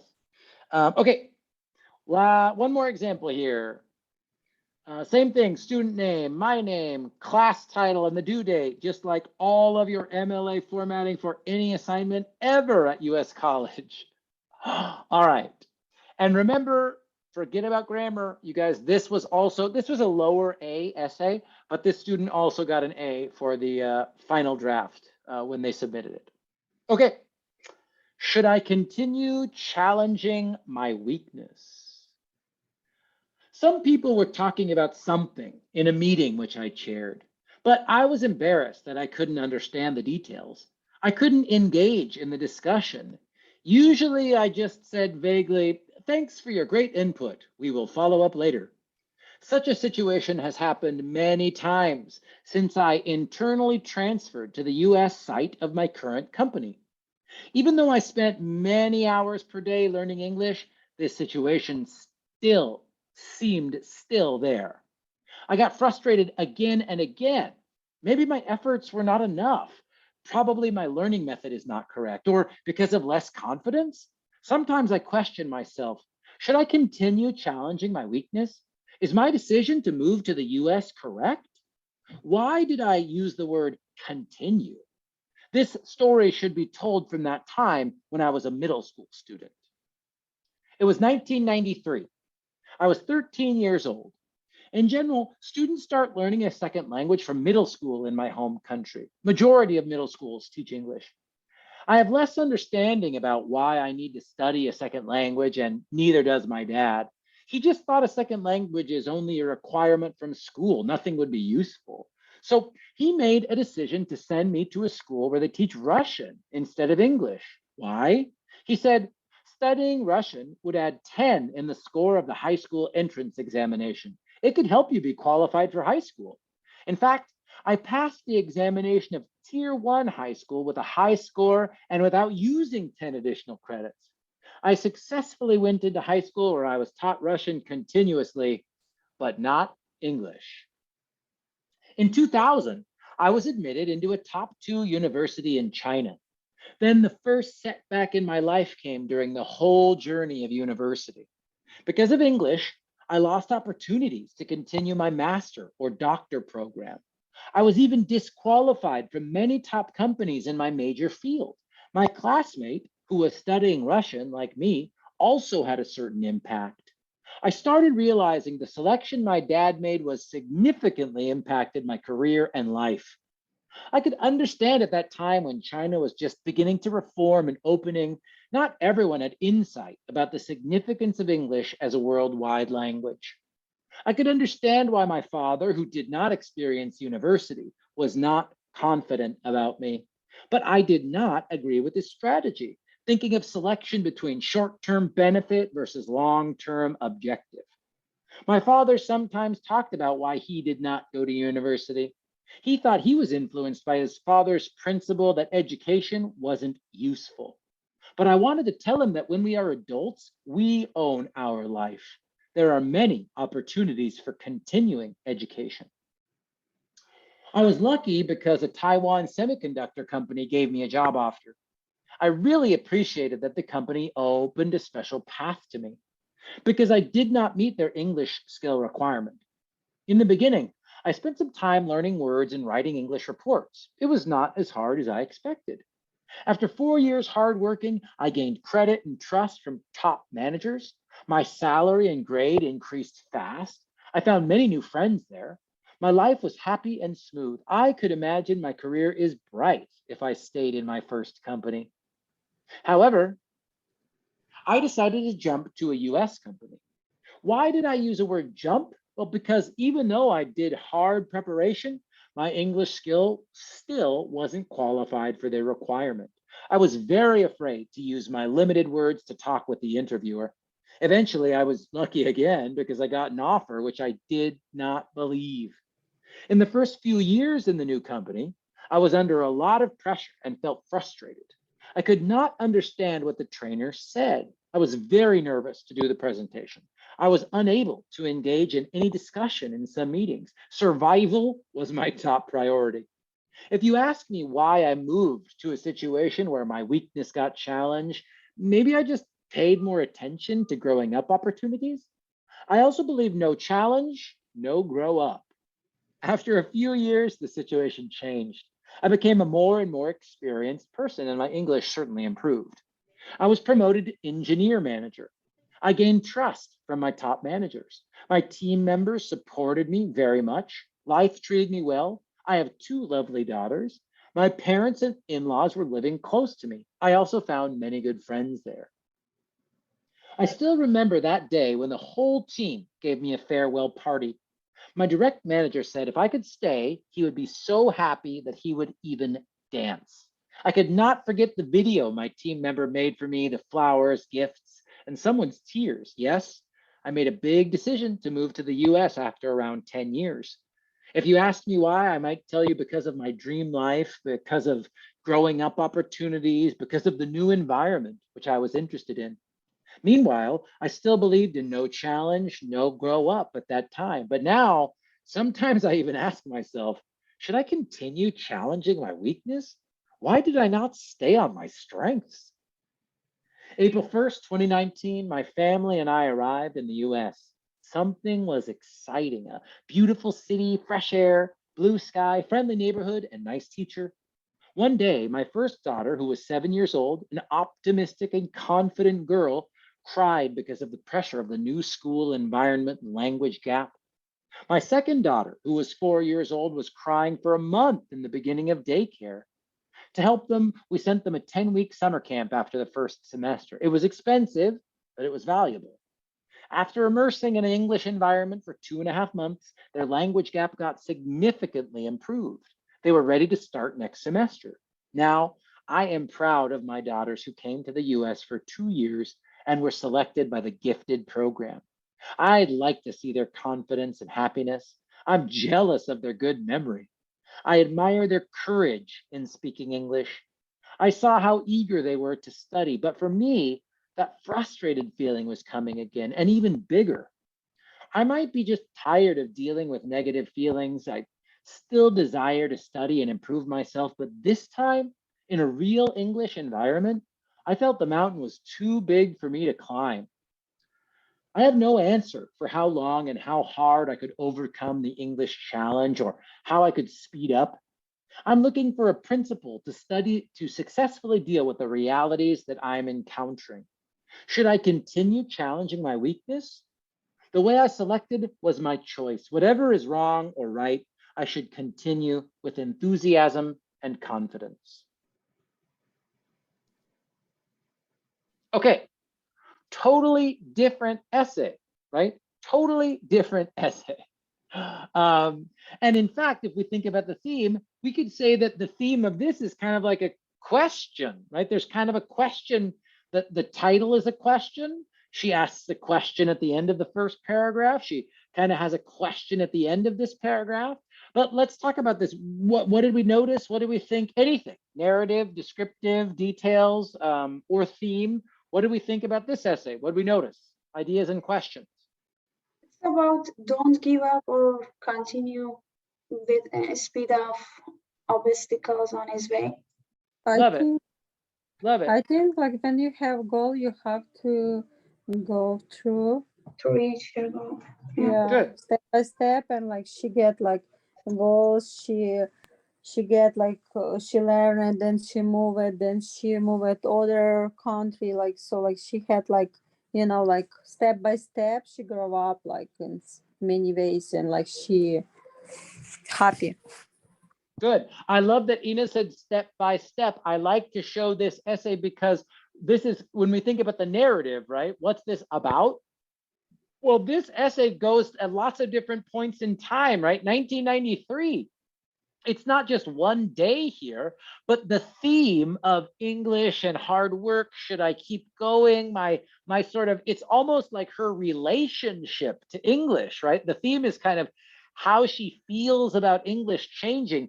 That is the same, even though at one paragraph, in one paragraph, she's 13, right? Then she's in Taiwan, right? Then she's in America. So even though the narrative changes, the theme is still clear in every paragraph, right? And this is kind of like Didia's question and Henry's comment in the chat that I was trying to say, right? If your theme is really, really clear, then you can kind of, the narrative might change, right? The story, the different parts of the story that you tell might be different in the different paragraphs. That's totally appropriate, right? That's totally appropriate. Or you could just, not just, but you could write a narrative about one day in your life. That's fine too, you know? The most important thing is that the reader understands the connection between the narrative you're telling and the, I keep saying the heart, right? The deeper meaning. What's the deeper meaning, right? That's the most important. So I love that Ina said step by step. Really nice, really nice.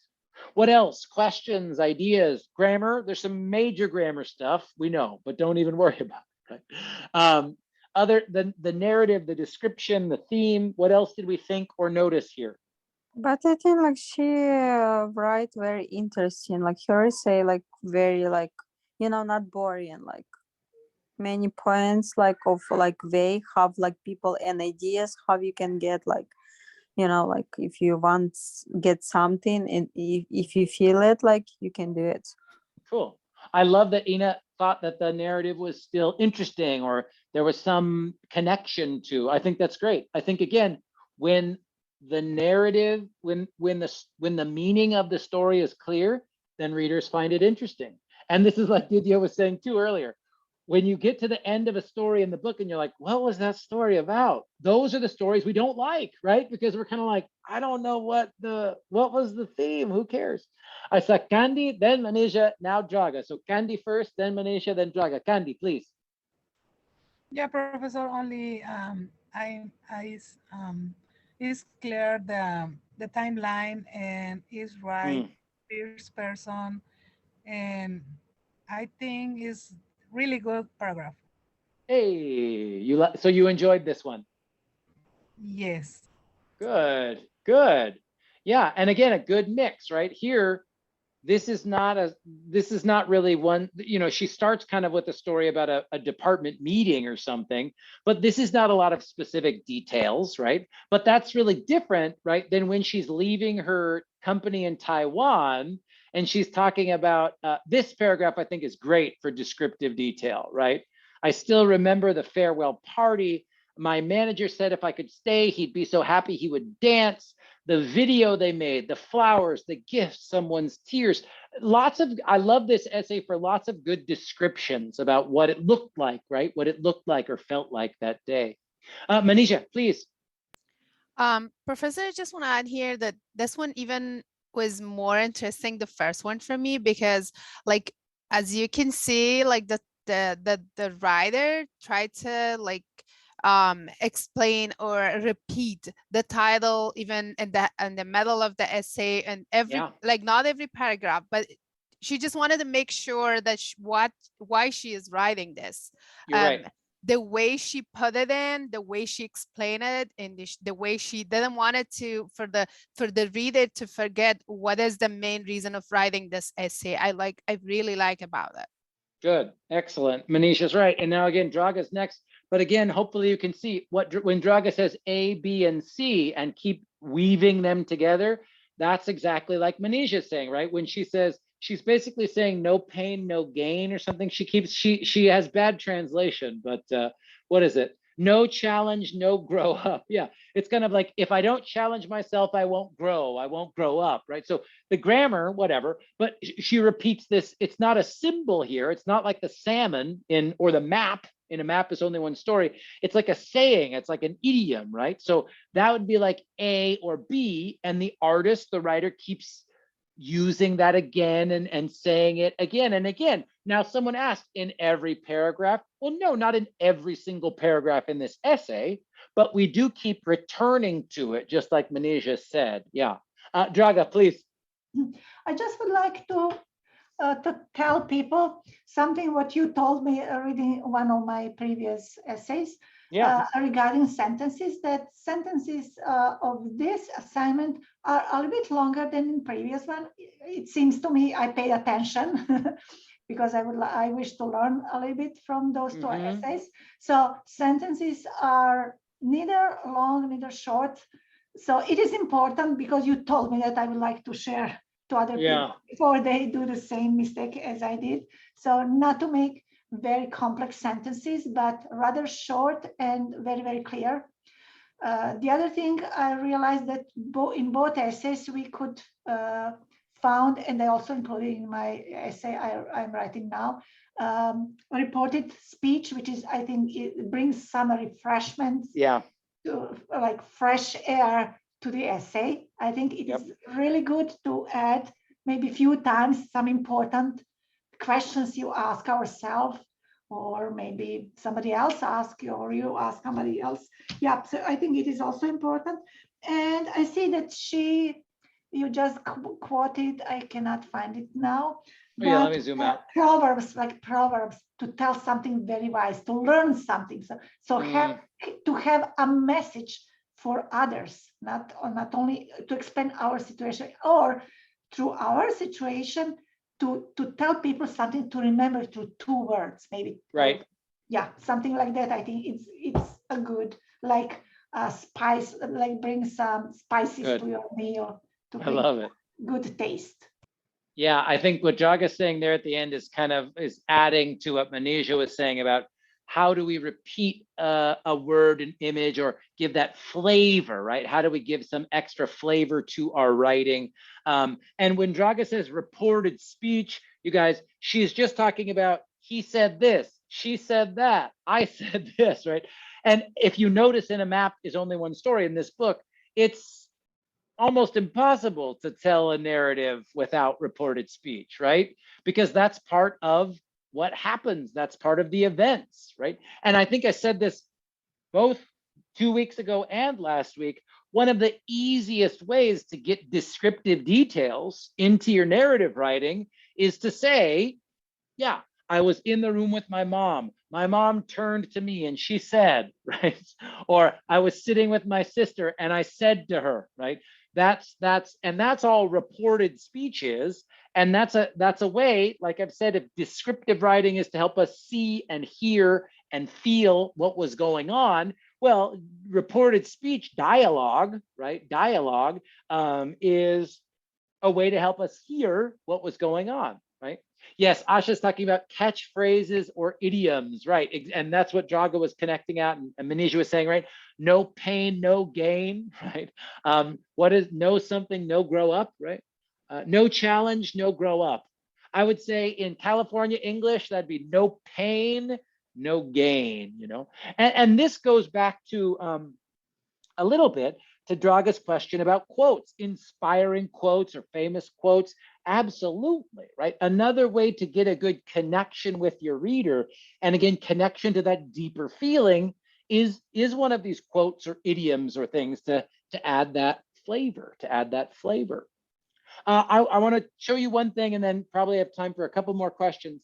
But if we look at this paragraph, I forget, I'm so sorry if it was Fauzia, I forget who it was, but about paragraphs. How do I break up my paragraphs, right? This would be a perfect example of this is too long. This paragraph is too long on the page, right? It's almost a page by itself, this one paragraph. And I'll read it really quickly. And I think you tell me how many different topics or ideas are in this paragraph, because I think we could break this up at least once, maybe twice. So see, where would we break this up? Because I think it was a great question earlier. Okay, so April 1st, 2019, my family and I arrived in the US. Something was exciting, a beautiful city, fresh air, blue sky, friendly neighborhood, and nice teacher. One day, my first daughter, who was 7 years old, an optimistic and confident girl, cried because of the pressure of the new school environment and language gap. My second daughter, who was 4 years old, was crying for a month in the beginning of daycare. To help them, we sent them to a 10-week summer camp after the first semester. It was expensive, but it was valuable. After immersing in an English environment for 2.5 months, their language gap got significantly improved. They were ready to start next semester. Now, I'm proud of my daughters who came to the US for 2 years and were selected by the gifted program. I'd like to see their confidence and happiness. I'm jealous of their good memory. I admire their courage in speaking English. I saw how eager they were to study. But for me, that frustrated feeling was coming again and even bigger. I might be just tired of dealing with negative feelings. I still desire to study and improve myself, but this time in a real English environment. I felt the mountain was too big for me to climb. I have no answer for how long and how hard I would overcome the English challenge or how I could speed up. I'm looking for a principle to successfully deal with the realities that I'm encountering. Should I continue challenging my weakness? The way I selected was my choice. Whatever's right or wrong, I should continue with enthusiasm and confidence. Okay, where could we break this big paragraph up? Can I? Yeah, Can I? Marcel, please. I think she could make it 2 paragraph. I think so too. Yes, and it started with the now I'm proud of. Yeah, Marcel. Yeah. I totally agree. I totally agree. I totally agree. And Marcel, I agree. Why how do you know, or why? Partly we can just kind of feel it now, but what's a big clue? What's a big clue? I think it's now. Ina says now. Marcel, what Because would you say? it's like next step. Now I'm proud, like, and she start like telling something. What's going on right now, right? Ina's saying that word now is a big clue. And then what do you think, Marcel? Do you agree, or would you add anything to what Ina was saying there? I just want to say it's a big clue. Like she talked about the past, and she talk about now her daughters grow. Good. And they can speak English.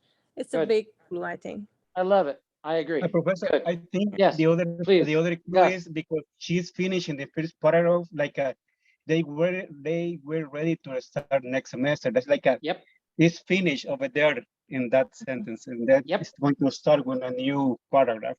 Yep, I love it. That's like, again, Didier, I keep thinking about Didier's question too, is like, how do I know where to end it? And right. And again, we know the story's not really over here, Didier, but there is this kind of feeling like, okay, my kids got here. It was hard. We sent them to a camp.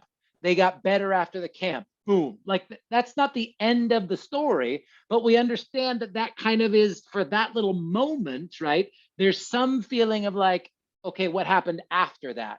And then like Ina and Marcel just said, then we get this now, after the camp, I'm so proud and blah, blah, blah, blah, blah. Yeah. Oh, Marcel, great job. All you guys, Ina too, but yeah, really made me happy. Yeah, I agree.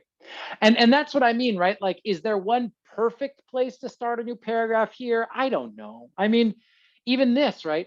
April 2019, we arrived. Like this topic sentence is about arriving, but then the body paragraph, the rest of the paragraph is about school, but I still don't think it's bad. You know what I mean? And that's why, like, if you're used to outlining, if you saw this sentence, April 1st, the day we arrived, right? Nice teacher, then you might say, well, the rest of this paragraph isn't about the day you arrived or the first day of school. You're writing about this summer camp. You know what I mean? But in a narrative essay, it's not always that black and white, right? Topic sentence, nothing else in this paragraph. Narratives can be more fluid. They can move around a little bit more. You know what I'm saying? What else? Anything else? I'm going to put it in the chat, the 2 stories. I can put it in the PowerPoint too. But what I will decide is we'll read next week. We'll do this exact same thing, but for one of the stories in the book, either the dress or how to stop saying you are Professor, sorry. how you can copy like from the chat? I don't know. Like if you send like link after Zoom, like we can't see that, right? Yeah, I know you're right about that. Hold on, let me get the PowerPoint here. The PowerPoint might be better. Okay, so I'm gonna say, I'll make a separate slide here.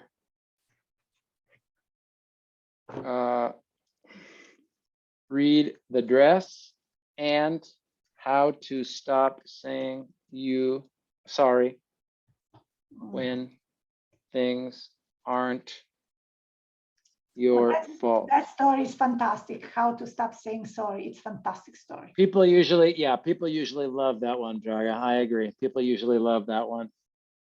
The dress is good and short. I don't think the dress is amazing, but it is good and it's really short and kind of easy example. So I think both of them are excellent. But I think you're right. Thank you. Students love how to stop saying sorry. Yeah. Yeah. So again, what's in Canvas? The response writing is there for you. If you're going fast, do that. Like I said, I read as much of the book as you can, but no matter what, read the dress and how to stop saying sorry when things aren't your fault next week. And then 2 weeks from today, the first draft is due. So if you're thinking, if you're not ready to start writing, at least start thinking, what do I maybe want to write about, right? And if you're really like, Jeff, I hate this class and I don't know what you're doing and I don't know what to do, come see me or send me an email, right? And I can at least give you some suggestions about where to start. Because I know that question, right? How do I start? I take that question really seriously. I know it's hard, but I promise, like if you get stuck, like how do I start? Just think like, what's something in your life that you want to write about? You don't have to pick something crazy, scary, sad, impossible, right? Like, in my welcome letter, my mom died 2 years ago. I would not write about that day in a class. You know what I mean? I can tell you it happened, but I don't need to go really deep into it, So that's the last time I'll say it, but it's really important you understand I care about you all and I respect you. And I'm not asking you to do some really deeply personal thing, okay? But I do want you to write about something that you want to write about, that you want to tell me about, because that's what will make it much more fun. That's what will make it much more interesting and fun for you guys. Woo! We've got the last 5 minutes here. Questions, ideas, anything else? Professor, yes, I have a question because you said Liz, yeah. Yes, it's minimum 1,200 words, but as I write a lot always, so is there a maximum of pages or words? Nope. I will read whatever you send me. Okay. You can ask the 2 students who have already sent me extra essays. No. I'll read whatever you send me. Okay, thanks. I agree. I think it's not hard to write 1,200 words in this. I mean, if you've never written something this long, it's scary, of course. But once people start writing about that day or whatever, it's usually not a problem. Draga. What is the third story you mentioned we have to read for next week? Well, I say all of them, but like in my schedule, I'd like them all to be done because I mean, yeah, but which 2 to focus? 3. Oh, no matter what, the dress and how to stop worrying when things aren't your fault. Those all next week together we'll do a deeper analysis of one of these 2 stories. I cannot find the third one. I don't think. Well, it'll be one of these 2. So I know you, Draga, you've read a bunch, but if students haven't read, I'm saying for the students who haven't read these, no matter what, read these 2. You know what I'm saying? Yeah. Oh, okay. Thank you. Of course. Anything else? It's time to start writing. You guys are ready.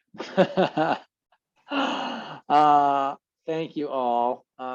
You listened to me talk a lot tonight. I'm going to stop the recording. If you're watching the recording, please, as always, text me or email me if you need help before you get started. Otherwise, I will see you all next week.